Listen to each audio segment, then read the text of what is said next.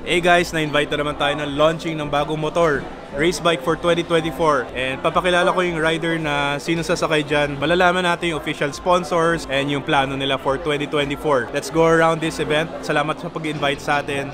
Let's go! Sato! Oy, hello, Alam nyo na, rider natin ngayon. One rider team. Team manager.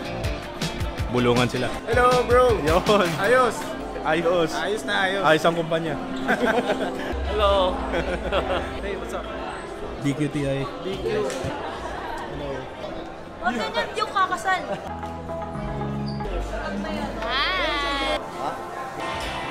May libreng golf. Dito tayo sa VIP Golf Club, malapit sa Mall of Asia. Actually, ginagawa nila parang MotoGP na ngayon. May launching. Tapos, re-reveal nila yung livery. Yun yung paint job, livery, yung tawag nila. Makikita nyo yung sino mga sponsors, yung mga plano nila. Siyempre, sasabihin na naman nila, I push very hard, mga ganyan. Ganun na nangyayari sa mga press launch ng motor.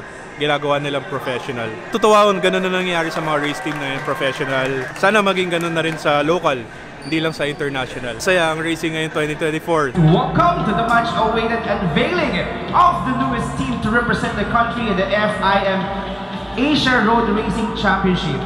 Subukan ulit natin siya sa international racing and yun nga, isa din sa naging inspiration namin kasi si Sato talaga. We are actually competing with different nationalities in Asia.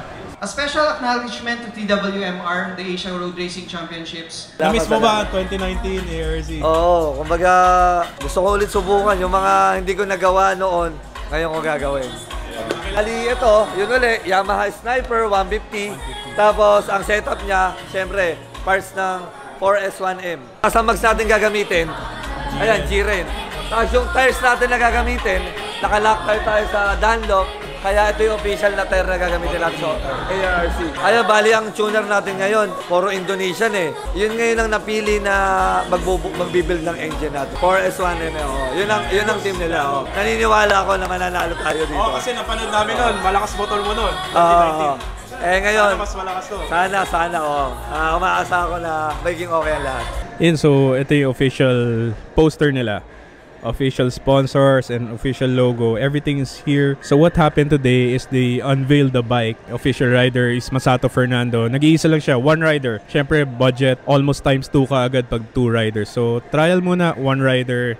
And tested na rin naman si Masato Fernando sa AARC noong 2019, he almost overtook the championship. Pero si McKinley Kyle Plus naging champion ng ARC UB150 2019. So this is Masato Fernando's chance now. They're gonna join the FIM Road Racing Championship or ARC UB150. They're gonna use the Sniper 150, Yamaha Sniper 150. Sanctioned by NAMSA. Sila nabigay ng license natin. So under FIM Asia siya. So para makapasok ng ARC, which is also under FIM Asia. The G-Ren, Kobe, then SEC. The team is split by 3 sponsors, major sponsor.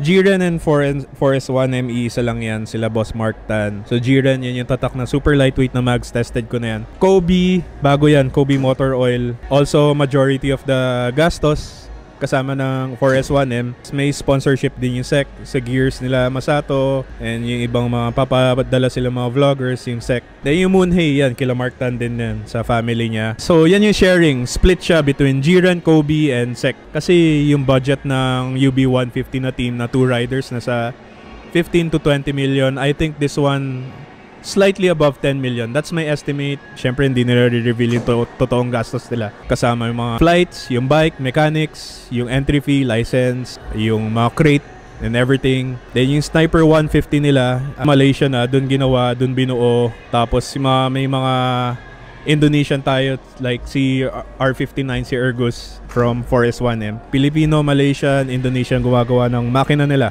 So tulad ng 4S1M din. So yan yung sister team, 4S1M. Basically, magkalaban talaga. May 4S1 team pa na sister team. Yung rider nun si JE tsaka si Gupita. Then meron tong G-Ren Kobe na yung racing na team. Kalaban din nila si Sato. Pero syempre, ang goal nila maging champion lahat ng rider na yan. Syempre, kung huli na sa championship, pinaka-last na decider, syempre. Tapos yung ARRC calendar magsa-start. So yung first race coming March 16, 17 sa Buriram, Thailand. Tapos after nun sa Zhuhai, China. Tapos meron tayong Japan, meron tayong Sepang, meron tayong Mandalika. Then finally back in Buriram yung final. 6 rounds yung race. So pang 5 taon ko na with ARRC. Yan. I'm excited to join them. Makapag-shoot ulit sa kanila, makapag-document. Nakapanood nyo sa Facebook tsaka sa YouTube yung FIM Asia Road Racing Championship. Makapanood yan. Actually, na-mention ko yung pupunta ako, di ba? Pupunta ako, mag-shoot sa race, mag-work as a journalist. Pero kayo rin, libre manood sa race. You can go to the race actually. Like nyo kung gusto nyo gumawa ako ng video yung mga gastos and paano pumunta sa Buriram or sa Sepang or sa Mandalika. Pwede ko kayo turuan kung paano pumunta, manonood ka ng race. Pwede kayo magdala ng camera, mag-shoot or meet mga riders. Makapunta sa paddock. Pensya, hindi siya tulad ng MotoGP na maraming bawal. Like nyo yung video na to, comment kayo kung gusto nyo gumawa ko ng video na detailed na kung paano pumunta sa race. So yung launching, congrats sa kanila. Marami pang launching before the start of the season para MotoGP yan. Congrats sa Jiren, Kobe, Sec Racing Team para sa UB150. If you like this video, please click the thumbs up. Don't forget to push very hard. Let's go! I know when a wrong move is done, we know already the consequence from the jury of the event. They're all official licensed. Congratulations. Congratulations for your good work. Thank you. See you in the world stage.